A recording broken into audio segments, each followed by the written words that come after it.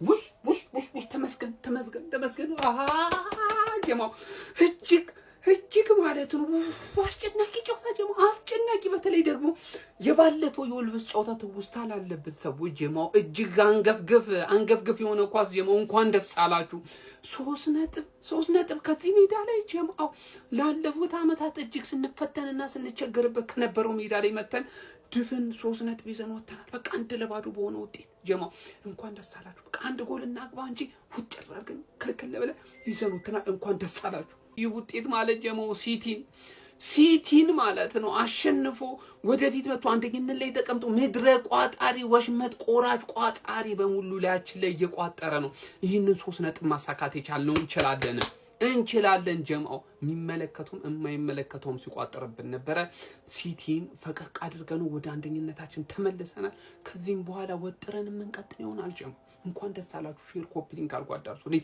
ካሞን ጋናርስ ካሞን ቲቪ አርሰናል ዋነር አቤት መጨረሻ ደቂቃዎች ላይ ኮማን እንድንጨነቅ የሚያደርገን አርቴታ በተከላካዮቹ ይተማመናል ጋብሪኤል ሲኖር ኮኛ ምን ተማመን ነበር አሁን ሁሉም ክሮስ 15 ደቂቃ ቀጥልን አልኩት 15 ደቂቃ ማለት ኦዲጋርድና ሰጥቶ ሜሪኒዮ ሰግጡባቸዋል ሁለት አንግል የትሮሳርድና የማን ነበር ሁለተኛው አንግል ከዛ ጋር ዙቢሜንዲ ወይኔ በእናት ባክ ቱ ቶፕ ኦፍ ዘ ሊግ አጫዋታችሁ ያስጠላል ምናምን ብላችሁ የምትሰጉ ሰዎች አታስብ ኔክስት ማን ነው ቋጥርለት እሱ ጋር ሄደ ቋጥርለት ማን ተጫዋቻችን ይመለሳል ተከላካያችን ማን 1-0 ሴት ፒስ ኤፍሲ ነን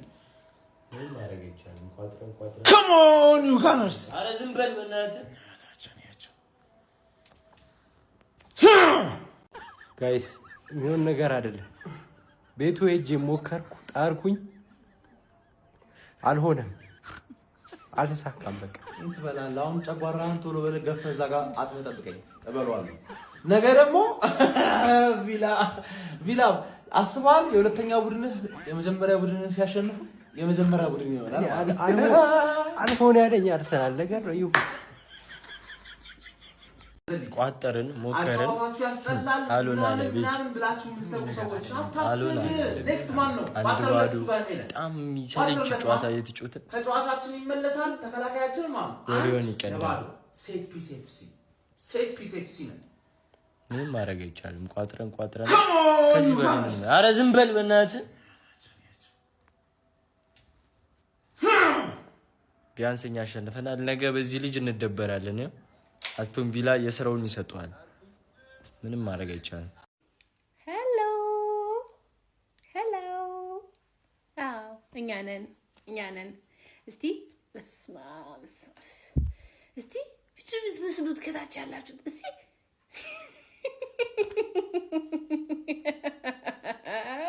የናፈቀን አጥቂ ከምንወደው 3 ነጥብ እንዲሁም ከሚያስፈልገን መሪነት ይዞን ተመልሷል ይላችኋል አባቴ የናፈቃችሁ የታለ ይሄ ያናፈቃችሁ ምንድነው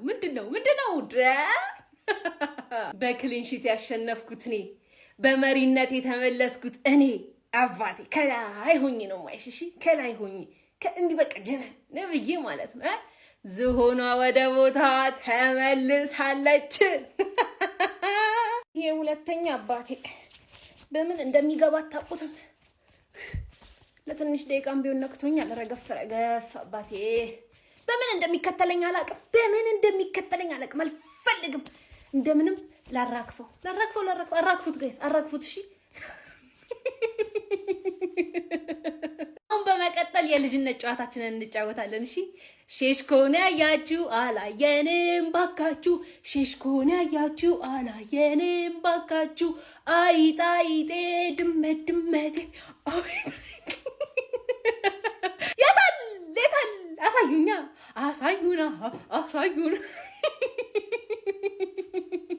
በስም መመሳሰል ግን የምታሸረግዱ የምታራግቡ የምታለቀልቁ አንዳንድ ወራጅ ቀጣናዎች ግን አረ እንዴት ነው የሚያረጋችሁ ምን ብላችሁ ነው ቪዲዮ መስሩት እስቲ ነው በፔናልቲ ነው ብላችሁ ነው እስቲ አሁን ደግሞ እኔ ኮንተንት ተሰጣችኋለሁ ነው አሁን በፔናልቲ ነው በሉ የታባቱንስና ሜዳው ኤቨርተን ነው ምና በሉ የታባታችሁ ያው ሲቲ ከስር መከተሉን አልወደድኩትም፣ ግን አሸርጋጅ እስካለ ጌታ ይተማል። የአፋልጉኝ ጥሪ አቶ ወያለው ከኤቨርተን ጋር ጮታለው በሚል ተልካሻ ምክንያት ከሁለተኝነቱ በሰላም እንደወጣ አልተመለሰም። በቃ አቶ ወያለው ተመለስ ወደ ሁለተኛ ብያለሁ። አትጨማለቅ እንግዲህ ጨምላቃ አላበዛም። እንዳንተ እየቆጠርን እኮ ነው እዚህ። ተመለስ ብያለሁ፣ ተመለስ። ምን አባቱ ይላል ቋጣሪያስ ወጣ ወደዚህ ባክ ኦን ቶፕ ዘ ቴብል። የሚገርም ጨዋታ። እኔ በጨዋታው በጣም ኮርቻለሁ ጋይስ። የሚገራረሙ ድሎችን አምክነናል። ጎሎች መኖር ነበረባቸው፣ ነገር ግን ማለት ነው ጦጣን ያደረግናቸው። እነዚህ ጦጣ ማለት ከነቋጣሪውን ያጋየ ራስ ምታትን የሆንባቸው። ይኸውልህ ኳሱን እየነጠቅን ባልገባ ታውቃላችሁ፣ ባልገባ ነበር ያጫወትናቸው። ምን አይነት አርሰናል ነው ከዚህ በኋላ እኮ እኛ እኮ ይኸውላችሁ የምንፈልገው አርሰናል ይሄንን ነው። ጎሉ ያንሳል በትክክል፣ ነገር ግን ማለት ነው ምን አይነት ጨዋታ ነው ያሳዩን ዛሬ። በቃ እንደዚህ አድርጉ። ጎል ካስቆጠራችሁ በኋላ ኳሱን በመቆጣጠር ነው ማሸነፍ የምትችሉት። ወደ ቦታችን ተመልሰናል። ከዚህ በኋላ ከጋርዲዮላ እና ከሃላንድ ጋር ተናንቀን እንቀጥላታለን። ዘንድሮ ምንም ነው የማንላቀቀው።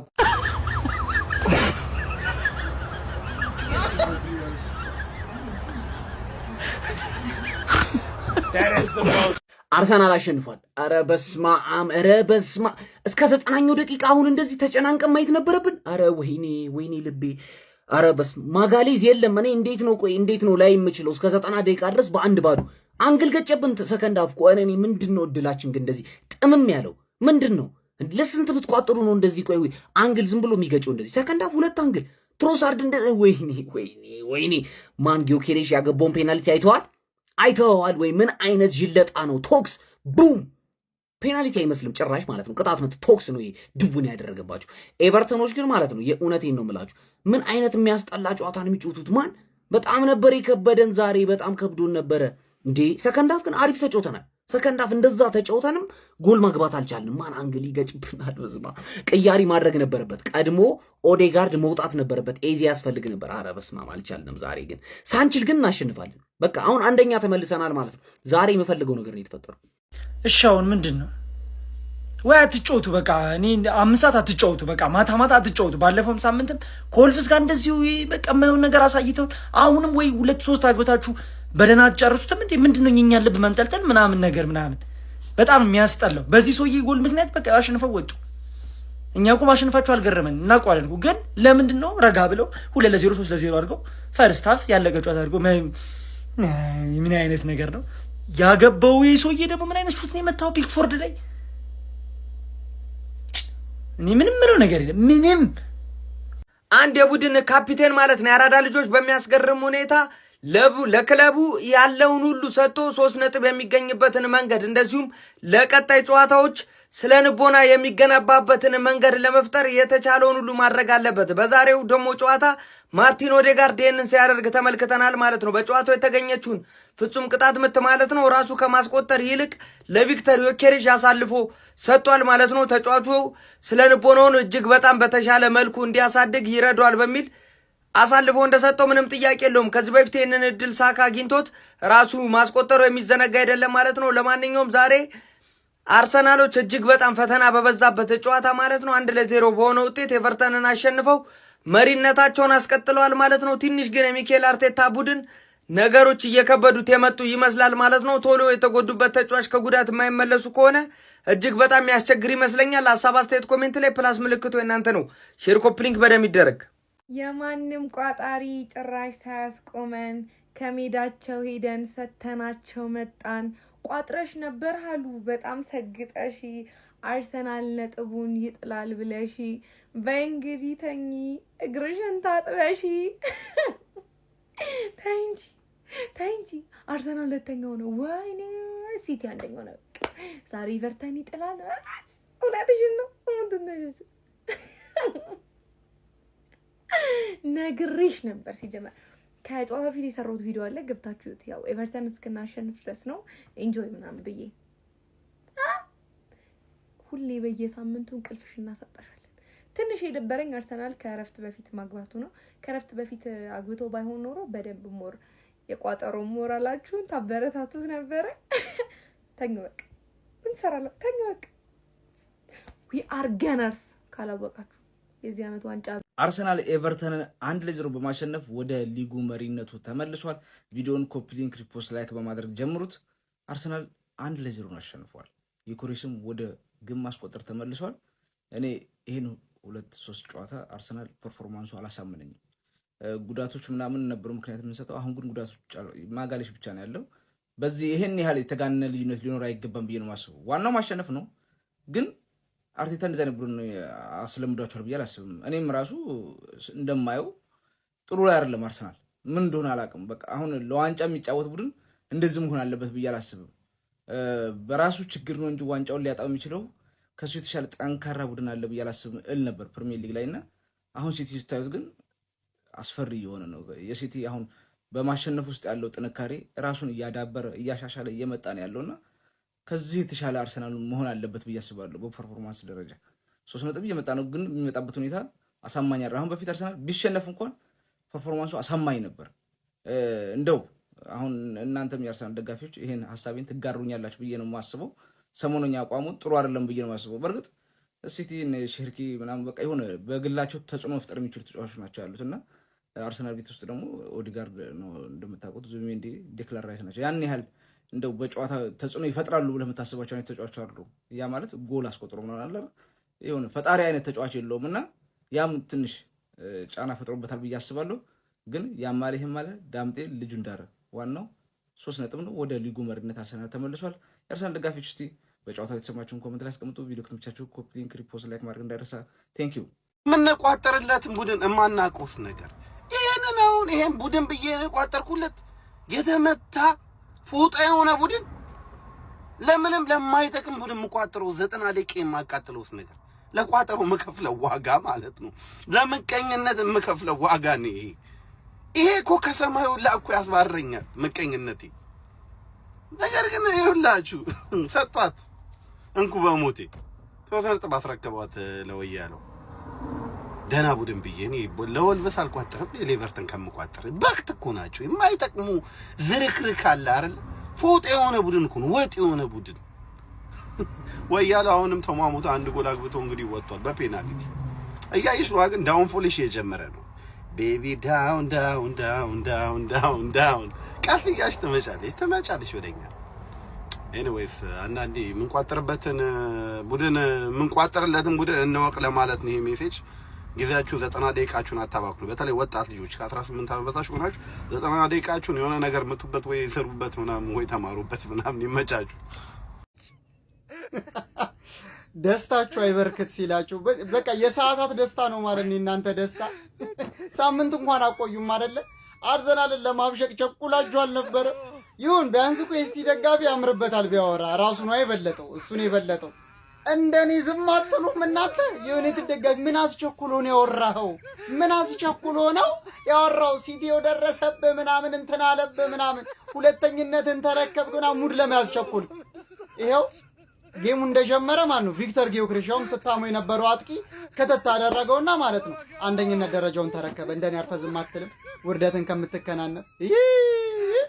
ደግሜ እነግራችኋለሁ፣ ቀበቶን ጥብቅ አድርጎ ያሰረ የትኛው ወንዳ ወንድ ቡድን ነው ዘንድሮ አርሰናልን ዋንጫ የሚነጥቀው?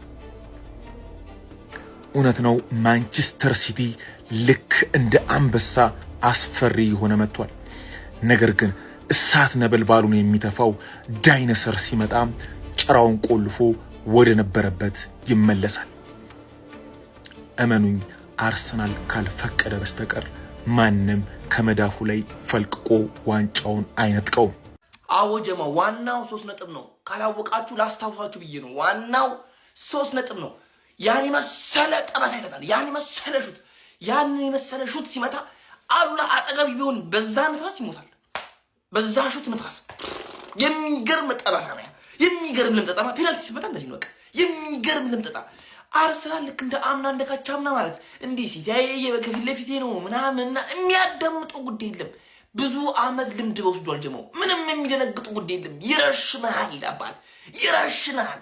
ተራ በተራ በኤቨርተን ሜዳ 3 ነጥብ ማግኘት ትልቅ ነገር ነው። እንኳን አቻ ራሱ ትልቅ አቻ የሚገርም ነጥብ ነው። ዛሬ ቦርኮኮ ነበር አርሰናል በቃ የሚገባው ዋናው 3 ነጥብ ነው። ዋናው 3 ነጥብ ነው። አለቀ። ለዋንጫ እየተፎካከርክ ማለት ጨዋታ አማራ አያስፈልግም። ዋናው 3 ነጥብ ነው። አሉላ ያሹት ቢያገኙ ነው ያሹ ምቱ ሲሆን ንፋሱ ቢያገኘው ሟሽ ነበር። አሉላ አድርሱለት። አርሰናል አሸንፏል። ኮንግራ ብለናል። ያው ጨዋታው ተመጣጣኝ ነው ማለት ይቻላል። ቢሆንም ግን አርሰናል ተቸግሮ ነው እንግዲህ በፔናልቲ በጆክሬሽ 1-0 አሸንፎ የወጣው ማለት ነው። ያው ከወልቭሱ ጨዋታ ይሻላል። ጎል እድል በመፍጠሩም ዛሬ ቆንጆ ነበሩ አርሰናሎች። ግን ምን ዋጋ አለ ወደ ጎልነት መቀየር አልቻሉም። ይሄ ደግሞ እጅግ በጣም ትልቅ ችግር ነው። የወልቭሱም ጨዋታ ላይ እንግዲህ ኦንጎል ነው የተቆጠረው። ከቪላ በኋላ አርሰናል እንግዲህ ትንሽ በዛሬው ጨዋታ ላይ ኦዲጋርድን አለማድነቅ አይቻልም። ጥሩ እንቅስቃሴ አድርጓል። በተለይ ሰከንድ አፉ ማለት ነው። ዲክለር ራይስ ሁሌም በቃ ምንም ለዚህ ተጫዋች እኔ ቃላት የለኝም። ሁሌም ይችላል። ብቻ እጅግ በጣም አስፈሪውን አርሰናልን እንግዲህ በአሁኑ ሰዓት እየተመለከትን አይደለንም። ዋናው ግን 3 ነጥብ ነው። 3 ነጥቡን አጣጥሞ ወጥቷል። ቢሆንም ግን ያው መስተካከል ያለባቸው ነገሮች ብዙ ነው የሚታዩ። ለማንኛውም ኮንግራ ለዚህ ቆሻሻ ቡድን ያመሽሁት ለዚህ ቆሻሻ ቡድን ኧረ በስመ አብ ጃግሪሊሽ እንዳትመለስ ወደ ሲቲ ከፈሉትና እዛው አስቀሩት በኢየሱስ ስም። ቆሻሻ የመጨረሻ ቆሻሻ። እንዲህ ወልቭስ ኤምሬትስ ላይ የተጫወተው ጨዋታ በስንት ጣሙ ጎልጋ ምናምን ሲሄዱ ቢያንስ የሆነ ቫይብ አለው። ገባ ለመቋጠር የሚመች የሆነ ያገባሉ አይነት ቫይብ አለው። እነዚህ ኧረ በስመ አብ ኧረ እንዴት ነው የሚሳሳቱት? ራሱ ፓሳቸው ሲያስጠላ። ወልቭስ ሳይሆን እነዚህ ተቀያይረው እነዚህ ነበር መውረድ የነበረባቸው። ወደ አንደኛ ተመልሰዋል። ይመለሱ። ይሄ እኮ የታወቀ ነው። በቃ ሁሌ ነው እኮ ሁሌ አመቱን ሙሉ ይፎከራል። ከግማሽ በኋላ እንዲህ ነው ቁልቁል። 2 ነጥብ 1 ጨዋታ አቻ መሸነፍ ተውት። አቻ ቢወጡ 1 ጨዋታ እኛ ስናሸንፍ ነጥብ እኩል እንሆናለን። ጎል ዲፍረንስ አንገናኝም። እኛ ብዙ እያገባን ነው የምናሸንፈው። እነዚህ ደግሞ በፔናልቲ ማለት ነው። ለኤቨርተንስ እሺ መሰጠት የነበረው ፔናልቲ መሰጠት የነበረበት ሳሊባ እንደዛ እግሩን ጠልዞት ዳኛው ዛሬ ኧረ በስመ አብ የቅድሙ የሊቨርፑልን ማሊያ ያለበሰም እንጂ የሊቨርፑል ደጋፊ ዳኛ ገባ። አሁን የአርሰናል ደጋፊ። ለማንኛውም ቁሽሻ ላይ የገማ ቡድን ነው ኤቨርተን። ሰምተው ከፈለጉ ይክሰሱኝ ኤቨርተኖች። ሽት ዩር ሶ ሽት ቬሪ ቬሪ ሽት ክለብ። ኧረ ቢስሚላሂ ይሄ እንኳን ሳታዩ የተኛችሁ ሰዎች ማለት በጣም እድለኞች ናችሁ። ወላሂ ሎተሪ እንደደረሳችሁ ቁጠሩት። እንደኛ ላየነው ሰዎች ደግሞ ካሳ ያስፈልገናል። ኳስ ብለን አይደል እንደ ሁሉ ሰዓት የቆየው የሆነ አክሽን ፊልም ልታይ ገብተህ የፍቅር ፊልም እንደተከፈተብን ነው የምቆጥረው ነው እኮ። ዳማ የሚጫወቱ ነው የሚመስለው፣ ገበጣ የሚጫወቱ ነው የሚመስሉት። በጣም ትኩረት ወስዶ ምናምን እንዲህ በሆነ አጋጣሚ በተገኘ ፔናልቲ አለቀ። እጁን ይቁረጠውና ያ ፔናልቲ ባይገባ ቻልቆ ነበር። እኛ ለቆየነው ሰዎች ካሳ ያስፈልገናል። የምር ካሳ ያስፈልገናል። እኔ የሊድስና የፓላስ ጨዋታ በስንት ጣም ወዛለው ያ ጨዋታ ያመለጠን ያ ጨዋታ ነው እንጂ ይሄ ምንም ኳስ አይመስልም።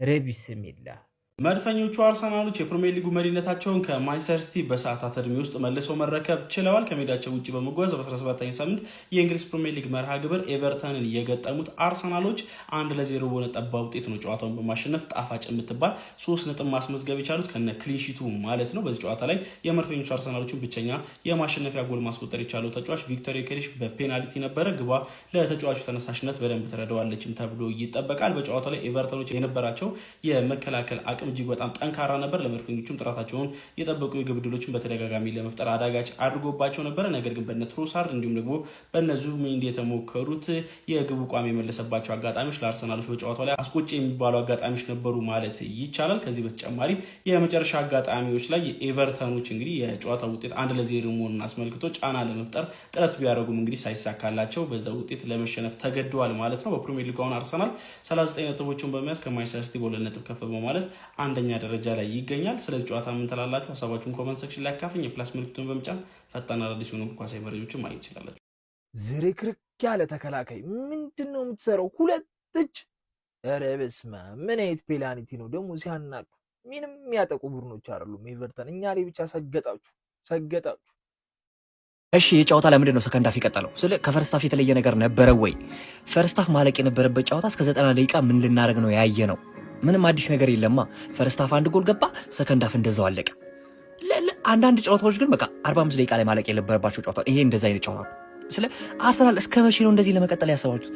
እስከ ዋንጫው ሲቲ እስኪበላው ዛሬ ተርፋችኋል። ኦልሬዲ ያው ቴብሉ አናት ላይ ናችሁ። ግን እስከ መቼ ነው እንደዚህ የምትቀጥሉት? ባለፈው ወልቭስ 3 ጎል አግብቶ እናንተ ናችሁ ያሸነፋችሁት ራሱ 3ቱም። ዛሬ በፔናልቲ ወልቭስ ምን ይሰራል ልጁ እዛ ላይ? ያ ሰውዬ አሁን በእጁ ሊጫወት ነው ባስኬትቦል። ከቫንዳይክ ጋር የዋለ ሰው ነው ሲጀመር። ያ ሰውዬ ከቫንዳይክ ጋር መዋል ጀምሮ ነው። እስከ መቼ ነው እንደዚህ ለመጓዝ ያሰባችሁት ነው ጥያቄው። ያዋጣል ወይ ነው? አያዋጣም። እኔ አያዋጣም ልንገራችሁ። እና ሲቲ ፍሩት በቃ ፍሩት። ኦሬዲ ትፈሩታላችሁ። ልክ ተረፋችሁ። ኤኒዌይስ ቀጣይ ምን ይሆናል ደግሞ? በዚህ ይቀጥላል ወይስ አይቀጥልም የሚለው ምን ይሆናል? ግን ከባድ ሁኔታ ውስጥ ነው ያላችሁት። እሱን ማየት ይቻላል። ይመቻችሁ። አርሰናል በጎ ነገሮቹ በበዙበት ጨዋታ ኤቨርተንን 1-0 አሸንፏል።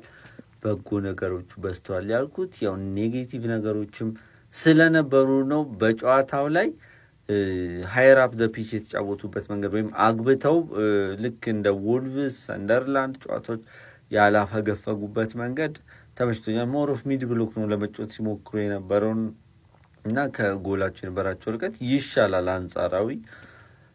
ኔጌቲቭ ነገር ሌላ ፖዚቲቭ ነገር በቪክቶሪዮ ጌሬዝ ብቸኛ ጎል ማስቆጠር ለራሱ ለአጥቂው የሆነ ነገር ይሰጧል። አርቴታ ፍጹም ቅጣት እንዲመታ ማዘዙን በጣም ትልቅ ውሳኔ እና ቦልድ ስቴትመንት ነው ለእኔ። ሌላኛው ነገር ግን ስቲል እነዚህ ጨዋታ እንዲፋይን እያደረጉ ያሉት የቆሙ ኳሶች የጄኮብሬን ፍጹም ቅጣት ያዝናናል በጣም። ጄኮብሬን እንዳስቆጠረው የሌለ ነው። እኔ 2 እጅ በዛ ከፍታ ተነስቶ ፍጹም ቅጣት ሲሰጥ እኔ በታሪክ የመጀመሪያ ነው ሳይ።